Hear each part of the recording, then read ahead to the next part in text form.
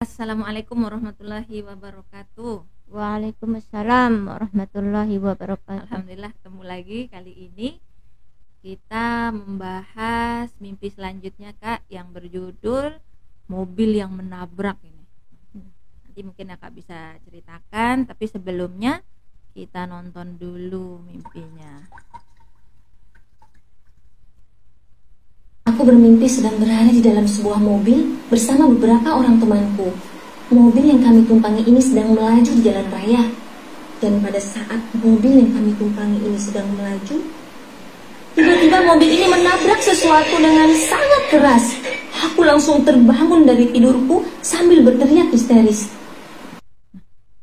Nih serem sekali mimpinya ini Kak. Ini bisa diceritakan ini kejadiannya kapan ini Kak? Ini kejadiannya di Jogja mungkin sekitar tahun 96 atau 97. Saat itu Kakak baru tamat SMA dan sedang Berada mengambil di Jogja. Iya. Kursus apa? Kursus. Ya, kursus. Baik. Pada saat itu mungkin di awal-awal ya Kakak waktu di Jogja Kak ya. Iya. Nah, jadi bisa diceritakan Enggak, pertengahan sih, bukan di awal-awal. Oh pertengahan. Bisa diceritakan kejadian sebelum atau sesudah mimpi ini Kak?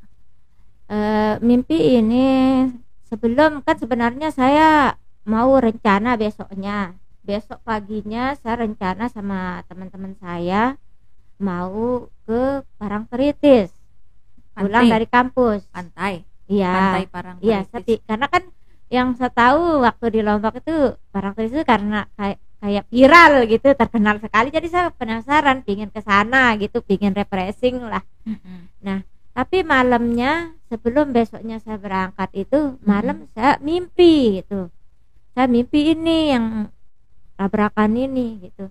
Nah, besok paginya saya kasih tahu teman-teman itu. Saya bilang, saya udah naik di mobil, saya bilang, enggak jadi dah kita berangkat gitu. Soalnya saya mimpi tadi malam, mimpi kecelakaan, saya bilang begitu. Terus teman saya bilang, alah itu cuman mimpi bunga tidur, dia bilang. Jadi saya, enggak, mimpi saya suka dia jadi kenyataan, saya bilang gitu. Saya enggak berani, saya bilang gitu. Ayo dah, dia bilang udah terlanjur ini, sudah ada mobil, dia bilang gitu kan. Jadi ya mau enggak mau saya jadi ikut. Dah benar, sampai di Bantul pertengahan jalan mobil itu mau nyalip lah gitu, beca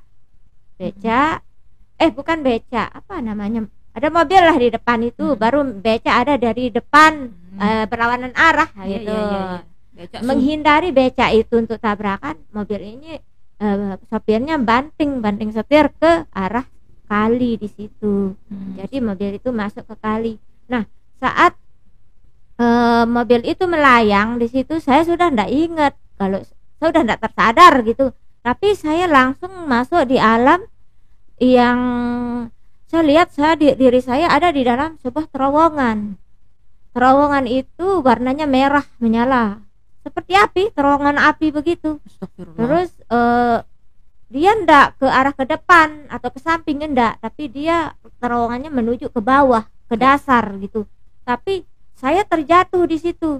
Saya terjatuh tapi saya tidak jatuh gitu, enggak ketemu dasarnya. Terus saya merosot kenceng, saya merosot di situ. Merah kayak api gitu, panas gitu. Ada rasa panasnya. Iya, hawanya itu panas, tapi saya tidak tahu itu di mana gitu. Saya enggak tahu dah saya ada di mana ini. Terus sampai akhirnya saya menyebut la ilaha illallah, saya bilang begitu. Udah lama itu saya lelah sekali di situ karena enggak ketemu dasar kan. Bayangkan aja bagaimana kita melayang terperosok tapi tidak ketemu dasarnya. Kita tidak tahu dasarnya itu apakah bara api atau sejuk air atau apa, saya enggak tahu itu. Tapi panas. Itu hawa di situ, hawa di sekitar situ tuh. Tapi terowongannya itu memang meliuk-liuk, tapi turun ke bawah gitu. Turun terus ke bawah, seperti gimana dari luar angkasa, benda jatuh dari luar angkasa terus mau masuk ke bumi, tapi buminya enggak ketemu gitu misalnya, tapi dalam terowongan. Bayangkan aja bagaimana dia lesatannya jatuh itu turun itu seperti itu yang saya rasain. Kak, lama. Iya, lama sekali yang saya rasain itu, kayak sudah saya tidak tahu berapa lama waktunya di situ. Luar biasa, saya kelelahan luar biasa yang saya rasain, sampai saya menyebut nama Allah di situ, la ilaha illallah. Saya bisa, baru saya tersadar di situ. Ternyata saya temuin diri saya di situ di perumahan warga gitu. Banyak warga yang melihat saya ramai berkumpul. Ternyata saya baru kecelakaan. Dan ternyata gitu. mimpi kakak itu terbukti benar, bahwa benar kakak iya. mengalami kecelakaan ya, Iya. Kak ya. Iya. Nah, dan bagaimana kondisi kakak waktu itu? Kritis lah saya di situ. Kepala saya gegar otak, pundak saya, tulang pundak saya patah, pipi saya dia meninggalkan ada Patah bekas, juga sudah ya? bekas buka dah di pipi saya di situ. Ada yang patah kayaknya tulangnya di pipi ya, Kak ya? Allahu alam, kayak tergeser begitu mungkin. Tergeser ya. Iya. Dagingnya, masya Allah ya Allah, masih penuh dengan kasih sayang ya. Di pipi saya ini dia sobek dagingnya di dalam, tapi kulit luarnya ndak ada sobek gitu. Masya Allah. Betapa bersyukurnya kakak Bersyukur masih saya, selamat gitu. juga ya, Kak ya, Masya dikasih. Allah, iya.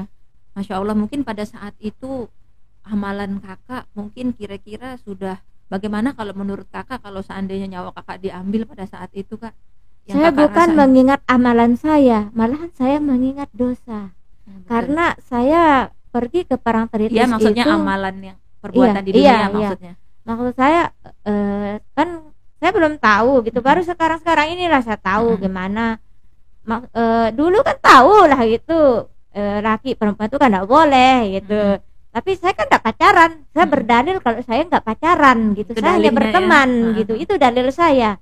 Saya pergi dengan teman saya, laki-laki, mahram. perempuan, bukan mahram. Saya belum begitu ngeh gitu dengan namanya batasan mahram itu luar biasa. Memang Allah mengaturnya nggak boleh gitu, nggak boleh. Tapi saya melakukannya, saya pergi bersama teman laki-laki, perempuan di situ di mobil itu gitu.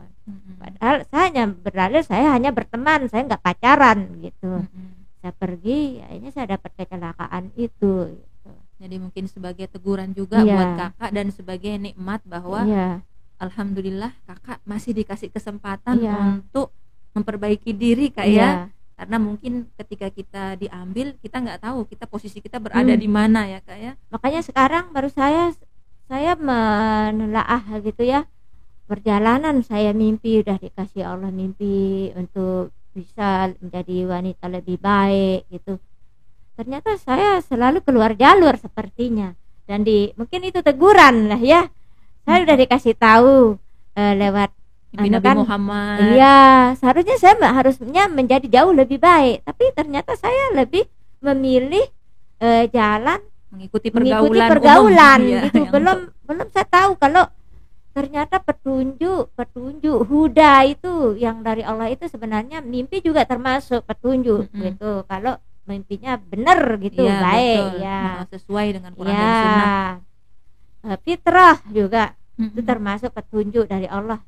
Apalagi Al-Quran gitu. Betul. Tapi saya melanggarnya sebenarnya kan. Saya melanggarnya gitu, terus terang saya melanggarnya. Nah saat itu saya tidak merasa saya bersalah gitu, karena lingkungan saya lihat rata-rata di masyarakat, teman sebaya saya juga begitu gitu. Jadi saya merasa itu sah-sah aja, karena orang tua juga rata-rata melihat hal biasa yang seperti itu.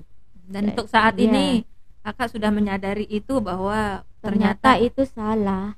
Dan itu teguran ya, Masya Allah.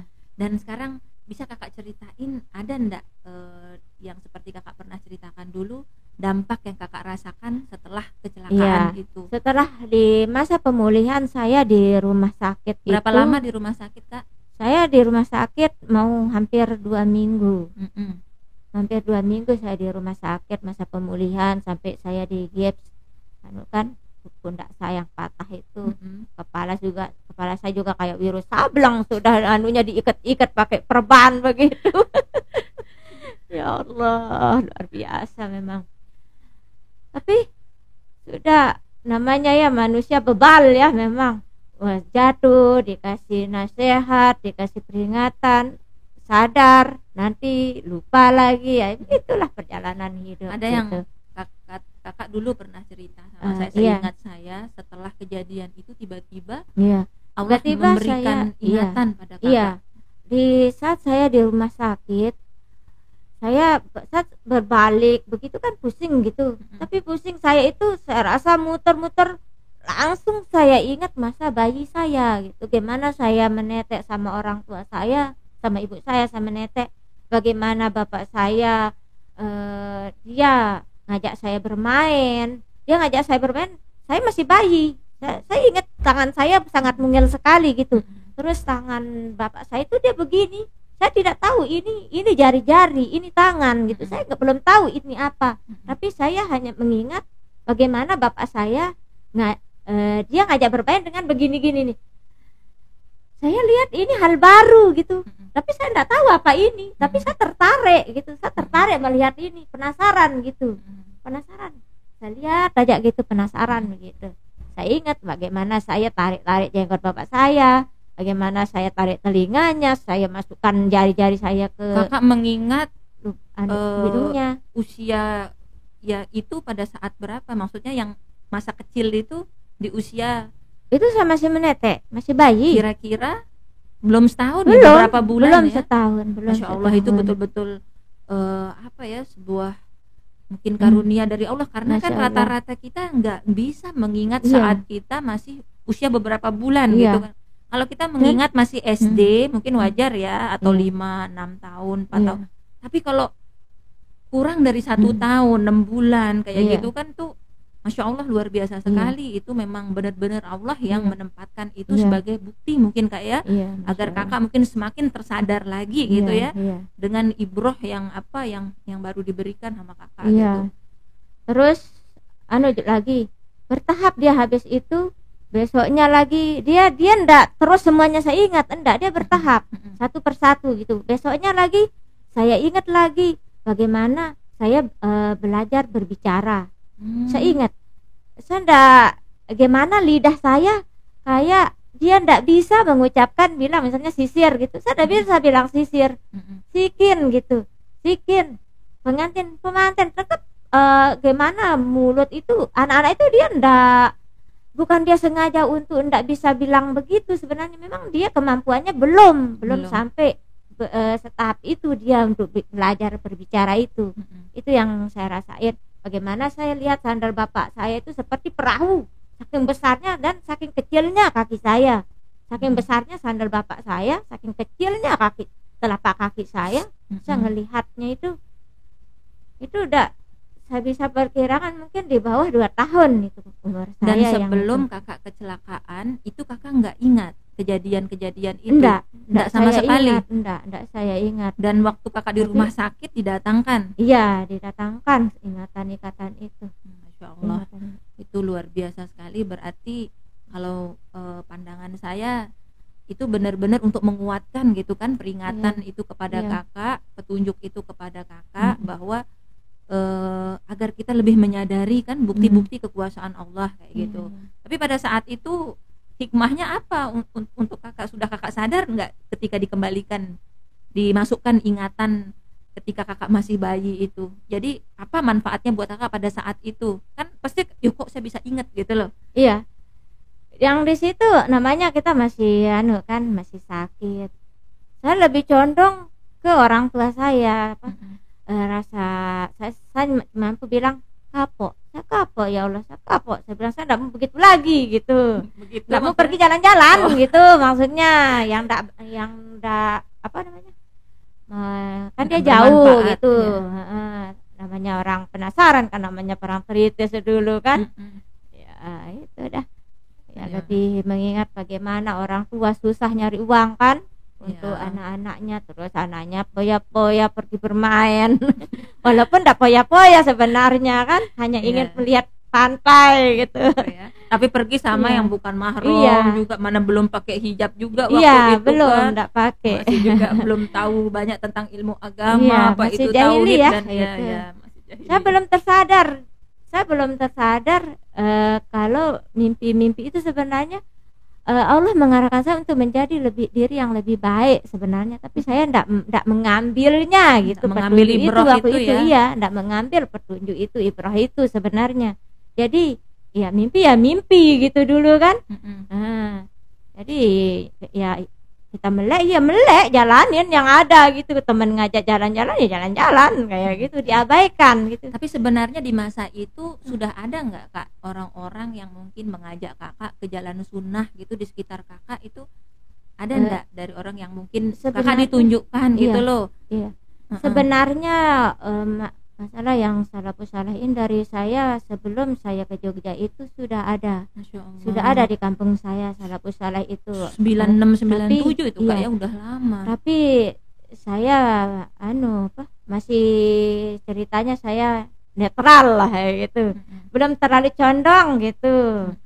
Saya udah merasa saya ini terlahir menjadi seorang muslim, keluarga muslim. Udah saya merasa saya sudah benar begitu. Ternyata semakin kesini di usia saya yang sekarang ini baru terbuka gitu mata saya. Menjadi seorang muslim itu tidak mudah gitu. Harus banyak yang harus kita pelajari gitu. Kita harus banyak menggali gitu dari Al-Quran, dari ustaz yang lurus gitu.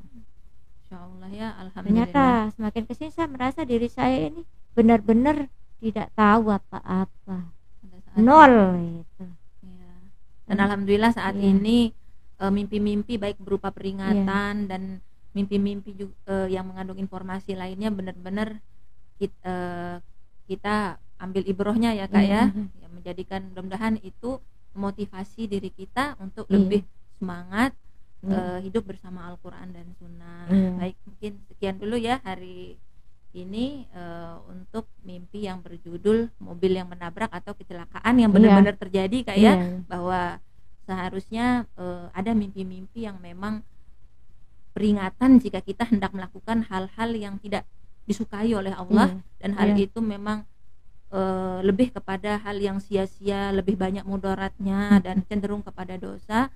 Baiknya memang kita segera hindari. Tapi pada saat itu karena Kakak tidak mau terlalu tidak terlalu mengindahkan bahasanya jadi sehingga Allah menjadikan itu terjadi agar menjadi pelajaran untuk kedepannya gitu. Baik, sekian dulu. Wabillahi taufik wal hidayah. Wassalamualaikum warahmatullahi wabarakatuh. Waalaikumsalam warahmatullahi wabarakatuh.